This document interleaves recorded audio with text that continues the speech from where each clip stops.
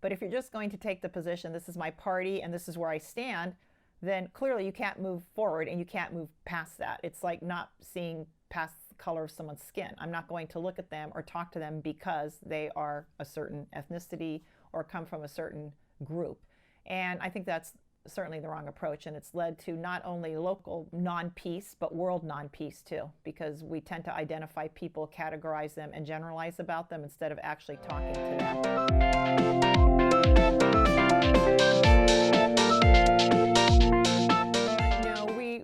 Like Bob said, we didn't run on any partisan platform, and as a matter of fact, I didn't even know Bob had a maybe different point of view until Todd set this up today.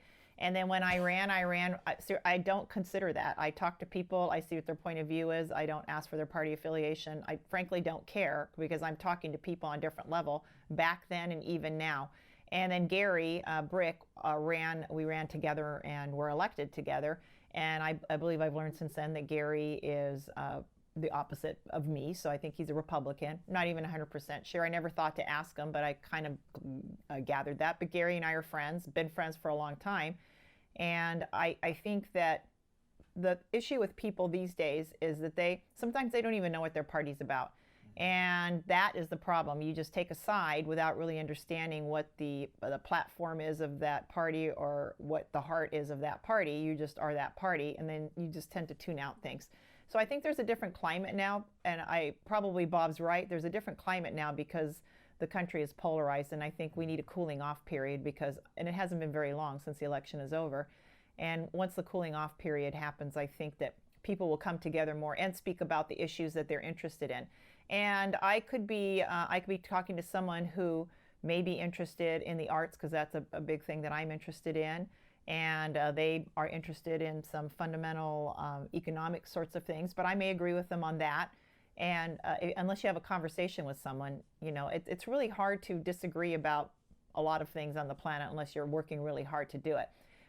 If you actually talk to someone. But if you're just going to take the position, this is my party and this is where I stand, then clearly you can't move forward and you can't move past that. It's like not seeing past the color of someone's skin. I'm not going to look at them or talk to them because they are a certain ethnicity or come from a certain group. And I think that's certainly the wrong approach, and it's led to not only local non-peace but world non-peace too, because we tend to identify people, categorize them, and generalize about them instead of actually talking to them. And then a lot of media and movies and television shows about foreign countries, they do hone in on the personal relationships between people that come from differing cultures or backgrounds. And then you learn that, impossibly enough, that you have a lot in common with other people. And if you just talk to them about their families or their pets or anything along those lines, you really have a lot more in common with people than you don't have in common with people.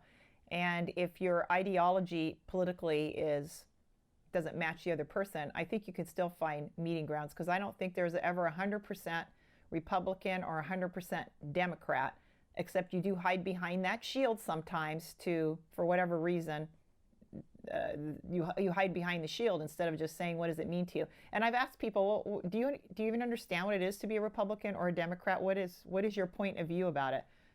You can't get an answer from people sometimes, that you say, what do you think about international politics? What do you think about the economy? Do you think the government should be federally driven or locally driven?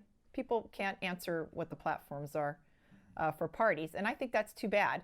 And then you're viewed as confrontational if you say to somebody, well, why do you feel that way? That's not what I've heard about it. And the people just get very defensive. And that's another thing, that all this unrest has bred very high defensiveness in people, that you can't even say to them, oh, well, just as a matter of pure interest, why do you feel that way? Well, I just feel that way. Oh, and you can't get people to say the next sentence, right, which is, okay, well, why do you feel that way? I'm willing to listen to you, but why do you feel that way? Why is that important to you? And for some topics that are very black and white to people, I understand that. But the fact is that government and politics is much more nuanced than that. There are things that you vote for funding. There are things that you place at the top of your priority list as to what you want to put money behind or energy behind or a movement behind.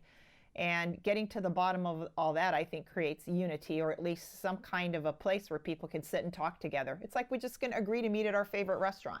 I mean, you can do that. We can agree. that we can meet at a favorite restaurant and have a conversation. But I think that's missing now because people just shut out other information and are unwilling to listen to other people as soon as they learn something about that person, whatever that may be.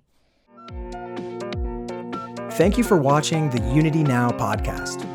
We'll be back with another conversation that highlights the political middle ground to unite Americans and end the ideological war. In the meantime, we'd love to hear from you. Please comment below and hit that subscribe button.